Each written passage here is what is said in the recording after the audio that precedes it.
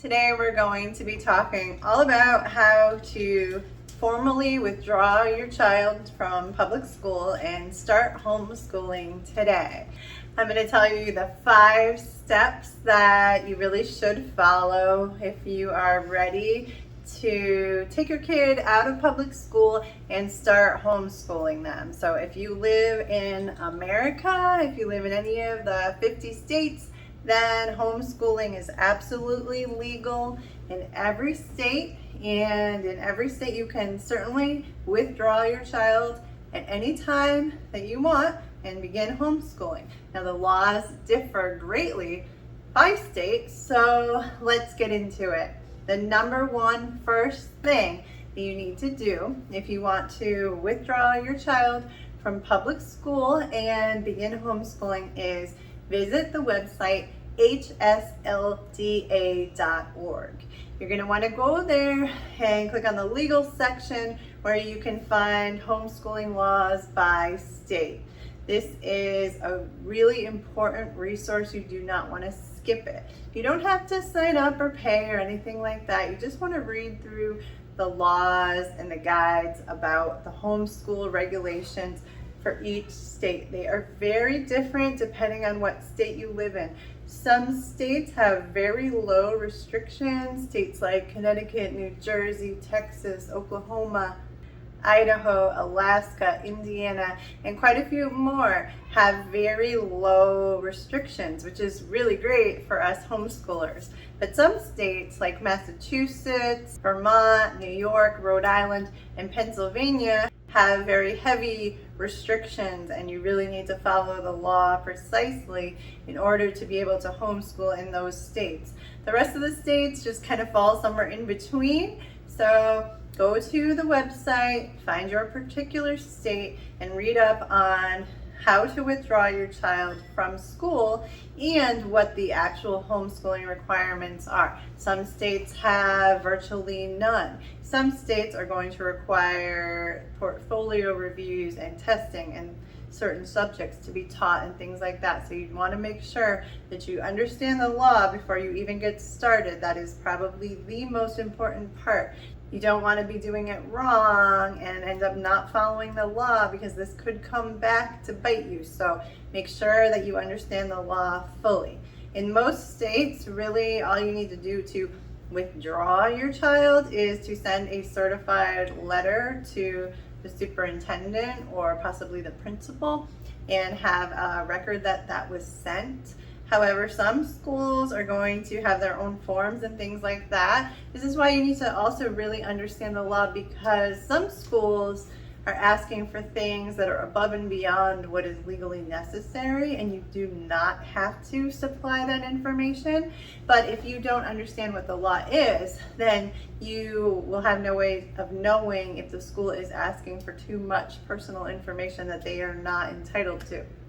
Number 2, the next thing you want to do before you even decide to formally withdraw your child from school is to go on Facebook, or if you're not on Facebook, just go and search for websites about homeschooling in your particular state. I recommend Facebook because there are a lot of really great Facebook groups for each state, and you can join these. It's not the same as like joining a co-op or anything like that. You're just joining to get information and share information, and there's a lot of people in these groups. If you search, homeschool in Kentucky, there's a group for each state, more than one probably. To start, I would just pick the one that has the most membership. And if you join, you're going to be able to ask all your questions and get answers from people who are currently homeschooling in your state. It can be really helpful. It's also a great resource later on if you want to find co-ops or homeschool programs and classes and other things like that in the state. But if you're just starting out and you want to make sure you're following the law and you're withdrawing your child correctly, this is a really great place to start. And also a lot of states will have a homeschool group that has made a website so that you can go to that website and find a lot of helpful information, a lot of legal information. So make sure you do your research before withdrawing your child. Step number 3, withdraw your child from school. So this is where you are going to follow the law, send in your certified letter, fill out whatever paperwork might be required. If it's required, make sure you understand if it is required or not in your state, and then take your child out of school. That is it. They no longer are enrolled in public school. They are now being homeschooled. Step number 4, spend some time doing what we like to call deschooling. This means, especially if your kids have been going to public school for a while, you're going to take this time to get used to the idea that public school and the way they do things is in the past, and you are now starting to homeschool. So take a break, take a vacation, take a few weeks off where you don't do any school at all. Go do something as a family, play together, let your kids just relax, decompress, and just get the idea of public school out of your mind, because you're not going to want to try to recreate school at home. And that is step number 5.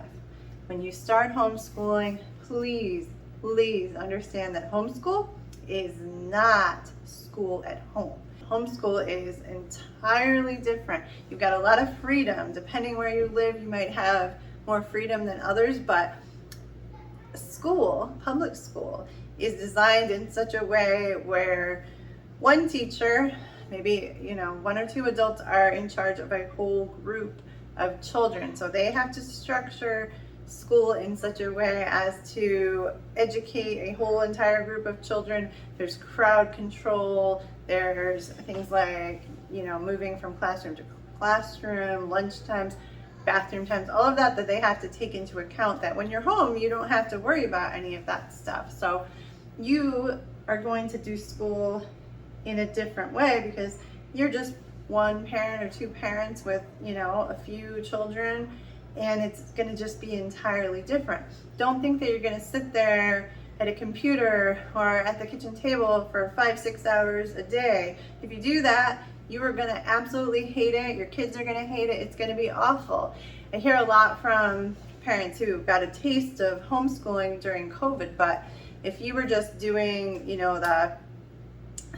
the public schools online virtual learning at home, that couldn't be further from what homeschool is like. I had a lot of kids hated that. The parents hated it. It was frustrating for everybody because we're not trying to recreate school at home. With homeschooling, you just have more freedom. You don't have to teach the same subjects every single day. You don't have to structure your day the same hours as public school.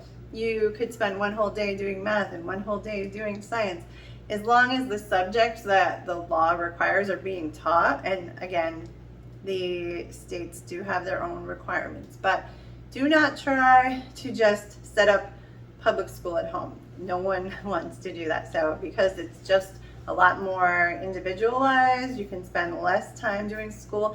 You also want to get out there, get out of the house, go on field trips, go meet other families, meet other homeschool families, find out about homeschool classes in your area. Where I live, we have a nature class that my oldest, takes once a week. There are other homeschool drop-in programs. There are all sorts of things. There's just a lot of opportunity, but you have to look for it. And you can even just take your kids to the playground, take them to the park. When you see other kids out and about during the day when most kids are in public school, that's a great way to meet other homeschoolers, because chances are if you're out somewhere like the playground during school hours and there's other kids there, they very well might be homeschooled. So this is a great opportunity. So don't just sit home in a bubble doing school. You have a lot more flexibility and a lot more freedom. And if you treat it like a whole separate thing, it's going to be a whole lot more fun for everyone and you will succeed.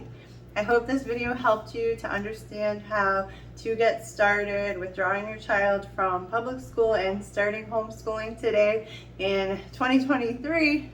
If you enjoyed it, I would love it if you could let me know. A like or a comment would be very much appreciated. As always, thank you so much for watching.